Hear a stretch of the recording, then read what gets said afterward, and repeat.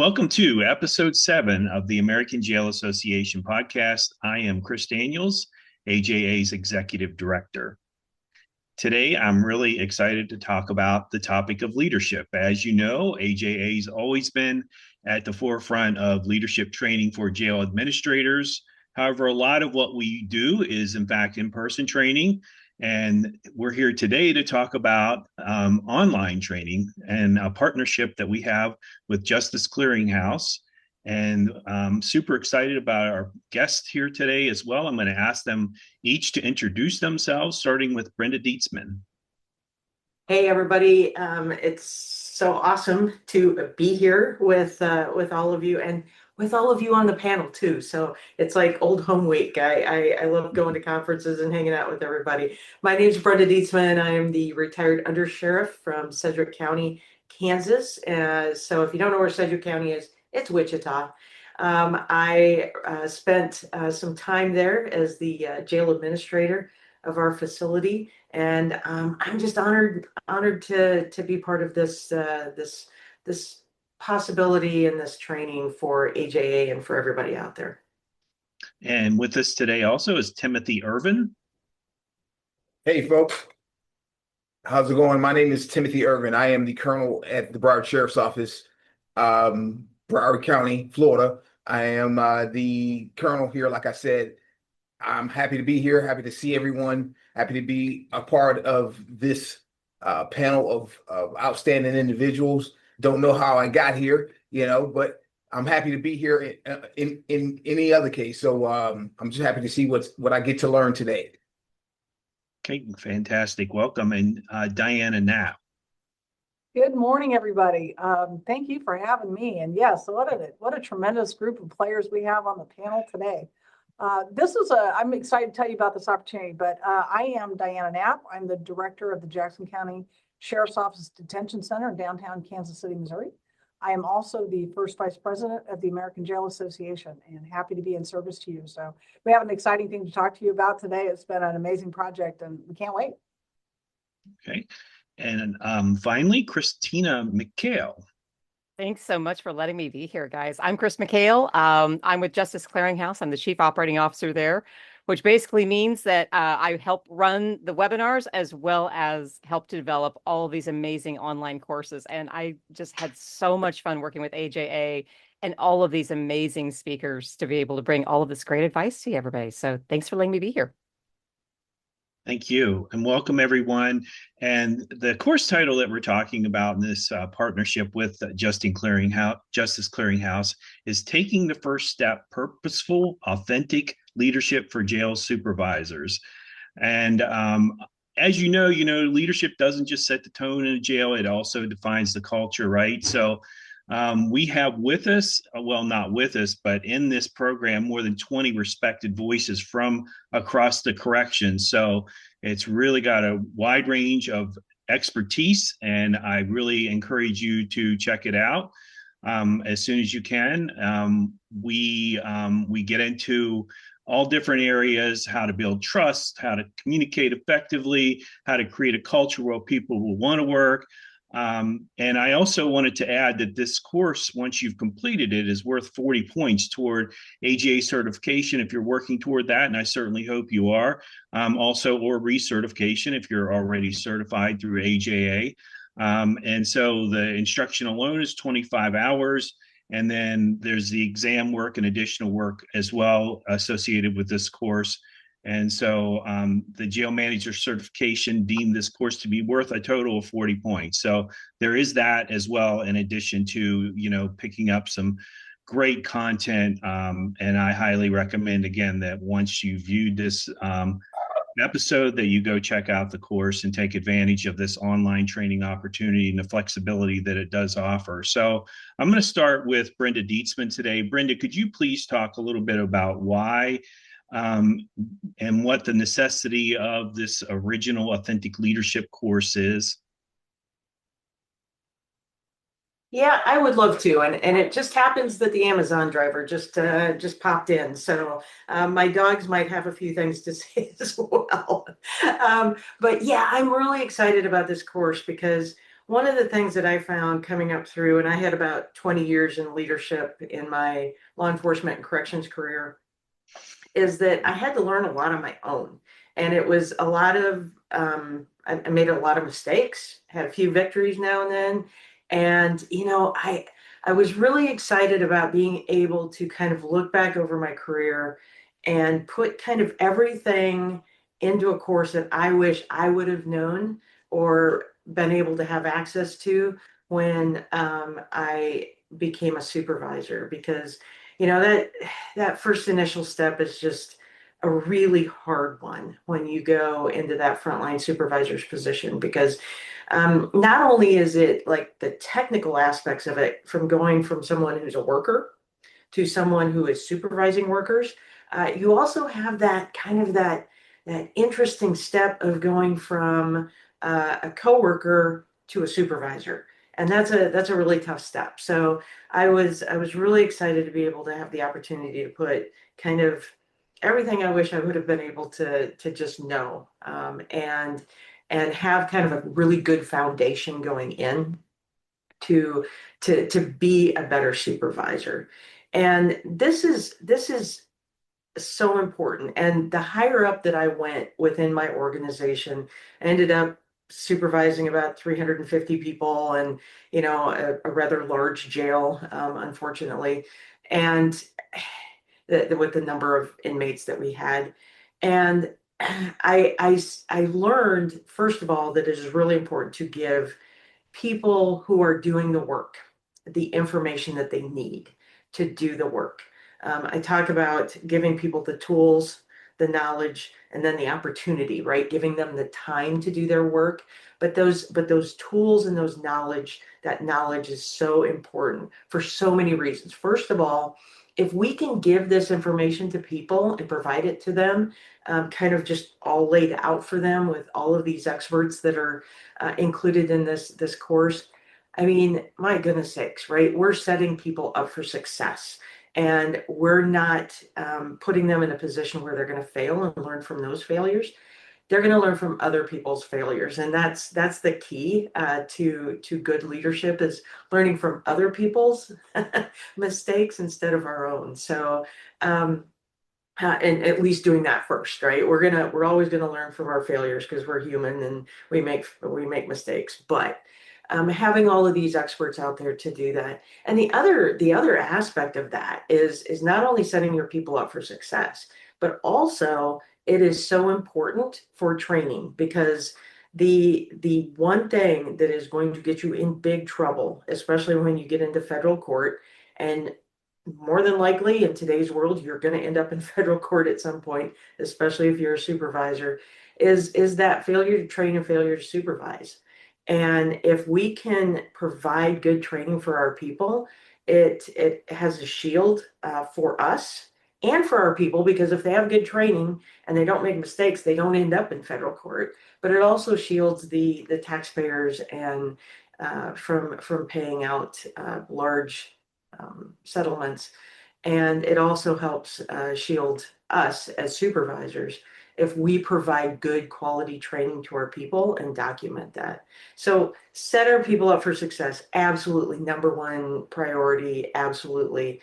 But we've got to provide good training for our people for a lot of other reasons as well. All right, thank you, Brenda. And so, Diana, one of the things that Brenda talked about was the time variable, which is huge in jails, right? Especially smaller jails.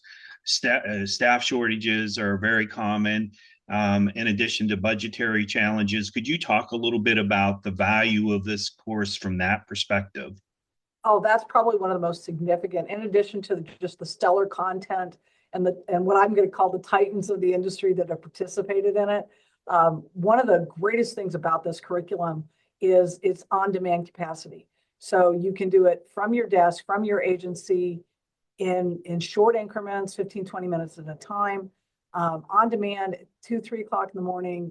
Fantastic opportunity for training, quality training for night shift personnel without disrupting their sleep patterns, with no travel cost involved for the agency, and no shortage necessarily on the shift, because most people throughout a shift could find 15 or 20 minutes to complete these modules. So I think that that's probably one of the most user-friendly interfaces about the curriculum. So you're getting this super high quality training done and in a way that even smaller agencies can afford to do, both from a manpower and staff time perspective, and the fact that there's not a lot of ancillary cost related to flights, hotels, and food. So doesn't adversely impact facility operations and coverage.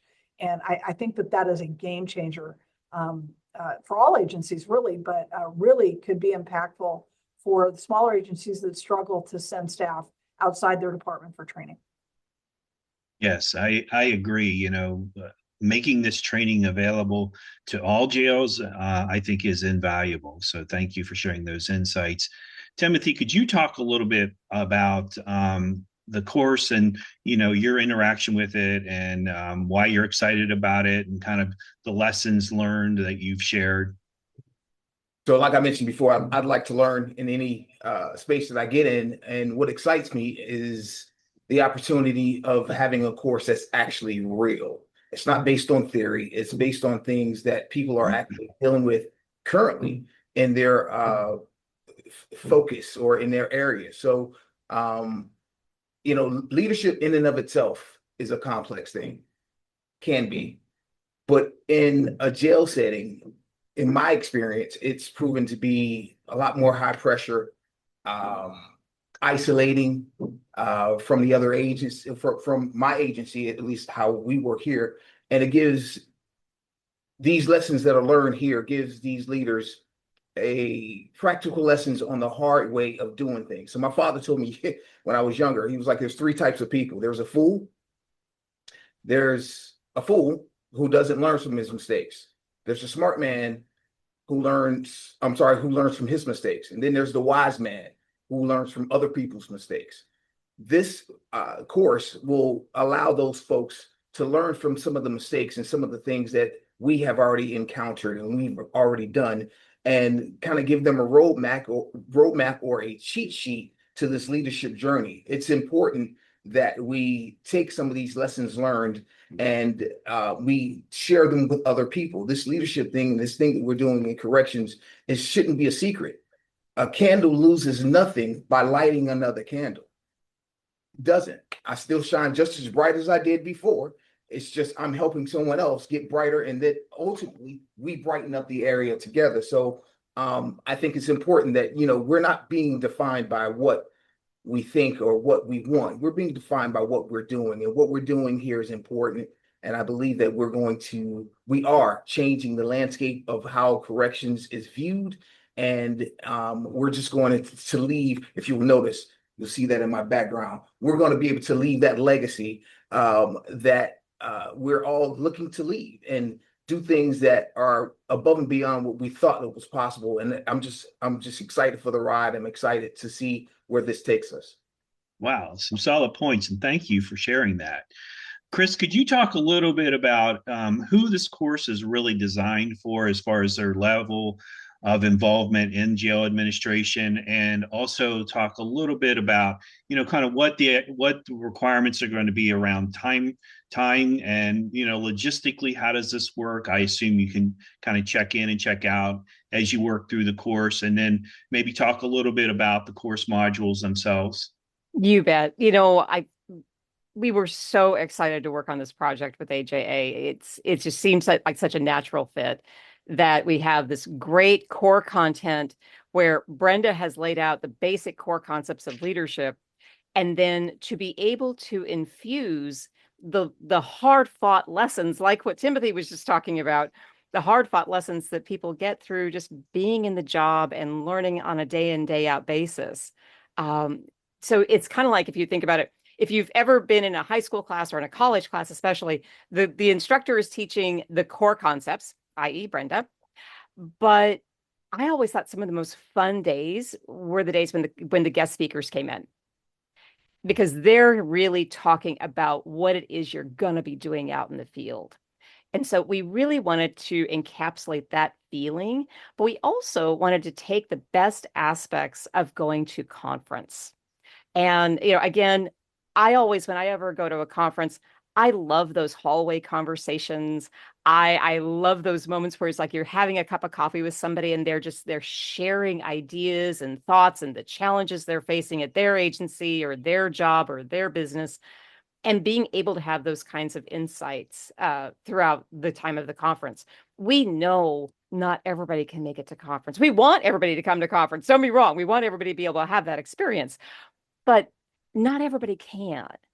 And so we wanted to take those two ideas of those personalized stories, those life lessons, those concepts, and be able to bring them straight to that student's desk. And ideally, I think we all intuit that this is for a brand new supervisor. But I don't think that's the only group of people who are going to really be able to get something from this, because I think about the stories that, I know that Timothy shared. I think of Michael Myers out of Omaha shared, Dr. Laura Bedard shared. Some of those stories are going to be much more appropriate even for senior leadership, because they were things that happened to them just a couple years ago. And so I think everybody is going to be able to not only see themselves in the stories that Brenda shares or in the stories that the guest speakers share, but I think they're going to find somebody very relatable. And one of the things that I absolutely loved, and I think of Jeff Begg, who kicks off the guest speaker series in this course, they're so relatable and they are so genuine, and they really do mean when they say, call me, email me. If you've got a question, if you're running up against this issue, give me a shout.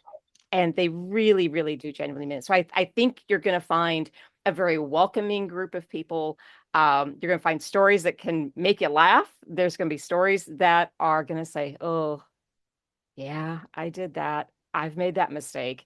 But I think also as supervisors, it gives you an opportunity to take a step back and say, what should I be passing on? What are the lessons? As so often as I know Timothy talked during his section, what are the lessons I should be passing on to that next generation of leaders? Even if you are a great leader, what should I be teaching the troops? Because they're the ones who are going to be coming up behind you to sit in the chair and take your role. Okay, So I hope I answered that question. Thank you. I appreciate that. So check it out. It's online. Go to justiceclearinghouse.com to register. If you're an AJA member, you get a 20% discount, by the way. Or if you're registering more than 3 folks, you get a 20% discount. Is that correct? And could you talk a little bit about the pricing, Chris? You bet. So it's really strong pricing. We deliberately try to keep this pricing so that everybody can afford to be able to participate in this type of training. Again, 20% discount for AJA members, 20% discount if you're registering a group. It is an asynchronous course, as Diana was talking about. So you can log in, log out. If you only have 15, 20 minutes or like over the course of a lunch break to take, to complete the next module, you can absolutely do that. There are knowledge checks all along the way to make sure that you're learning the information as you go along. But again, as I said, there is a whole team of people behind this to say, it's like, hey, if you are having troubles, if you need some advice, if you need additional insight, there's people there. A huge convenience factor by being Very able much. to log in and out as you have time to work through the course, and a really easy way to, again, earn 40 hours towards your AJA certification. So check it out, folks. Again, justiceclearinghouse.com. Look it up. It's the course title, again, is Taking the First Step, Purposeful, Authentic Leadership for Jail Supervisors. A little bit of a mouthful, but look for it and you'll find it. And I strongly encourage you to check it out and register today.